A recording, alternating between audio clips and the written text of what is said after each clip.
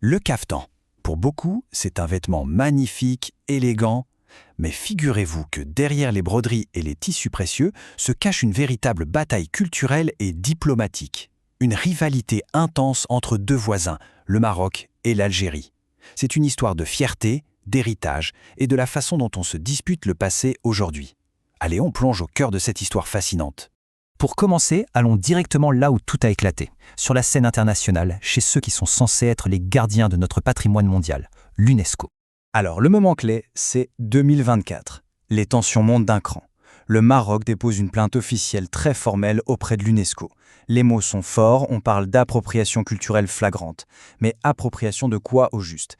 Eh bien, d'un élément qui se trouvait dans un dossier soumis par l'Algérie pour faire reconnaître ses propres costumes traditionnels.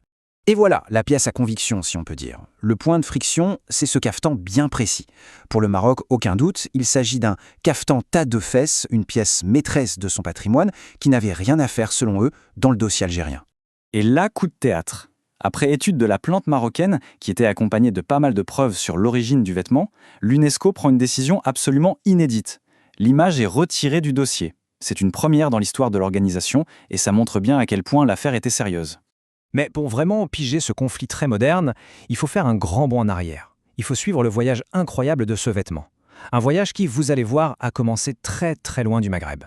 Alors, première idée reçue qu'on va déconstruire, non, le caftan n'est pas né en Afrique du Nord. Ses racines, elles, sont à chercher du côté de l'ancienne Perse. D'ailleurs, le mot lui-même vient du persan, c'est la définition même du vêtement qui a voyagé, qui a traversé les cultures. Son parcours, c'est une véritable épopée. Pensez-y, il part de Perse, il devient un habit de prestige dans les cours de l'Empire ottoman. Il traverse la Méditerranée pour briller dans l'Espagne mauresque en Al-Andalus, avant de finalement poser ses valises au Maghreb pour y commencer une toute nouvelle vie. Et c'est justement là, une fois arrivé au Maghreb, que l'histoire se sépare en deux. Le caftan va suivre des chemins très différents dans ce qui deviendra bien plus tard l'Algérie et le Maroc. C'est vraiment ici que le conflit d'aujourd'hui puise ses racines. Ce tableau résume parfaitement cette bifurcation. D'un côté, on a l'Algérie. Son caftan est profondément influencé par sa longue histoire en tant que régence de l'Empire ottoman. De l'autre côté, il y a le Maroc, qui n'a pas été sous domination ottomane. Son caftan a donc évolué de manière complètement indépendante au sein de ses propres cours royales. Deux histoires parallèles ensemble. Bon, maintenant qu'on a le contexte historique, rentrons un peu dans le détail. Regardons les preuves, l'artisanat, bref, tout ce que chaque pays met en avant pour dire « le caftan, c'est nous ». Du côté de l'Algérie, l'un des arguments forts, ce sont les archives. On a par exemple cet acte notarié qui date de 1770. Et dedans, noir sur blanc, on parle d'un caftan qui fait partie de la dot d'une mariée. C'est une preuve très concrète que ce vêtement était déjà bien ancré dans la culture, bien avant les frontières modernes. Et il faut bien comprendre une chose, le caftan algérien, ce n'est pas un modèle unique. C'est toute une famille de styles qui varient d'une région à l'autre. Chacun a son petit nom, sa coupe, ses broderies spécifiques. C'est une richesse incroyable. L'argumentaire marocain, lui, se concentre énormément sur des traditions artisanales qui sont très codifiées et qui se sont transmises sans interruption. On pense notamment aux styles incroyablement raffinés qui ont été développés dans les grandes villes impériales comme Fès. Pour le Maroc, le caftan, c'est plus qu'un vêtement. C'est un véritable écosystème de savoir-faire. On a les Mahalem, ces maîtres artisans qui détiennent les secrets de fabrication.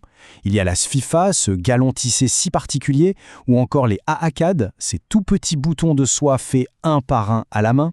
C'est cet ensemble qui a donné naissance à la fameuse Takchita, connue dans le monde entier. Et là, regardez bien, c'est fascinant. Malgré toutes ces différences, on retrouve des symboles communs, comme le paron, ici. On le voit dans les broderies des deux pays.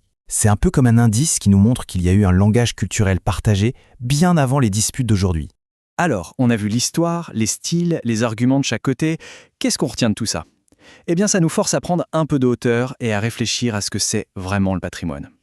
Cette citation, elle tape en plein dans le mille. Elle résume parfaitement la réalité historique. Le caftan, c'est un héritage partagé. C'est un voyageur qui s'est adapté, qui s'est transformé, mais qui, au fond, n'appartient en propre à aucune nation.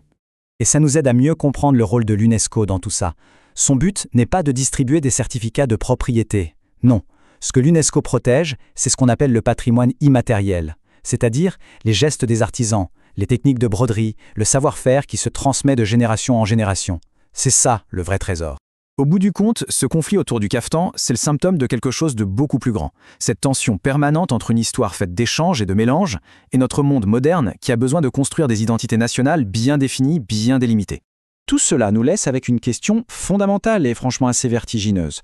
Quand un élément de culture a voyagé, a traversé les frontières pendant des siècles, qui a le droit de raconter son histoire? Et surtout, comment fait-on pour protéger cet héritage commun sans le déchirer en morceaux? La question aujourd'hui reste entièrement ouverte.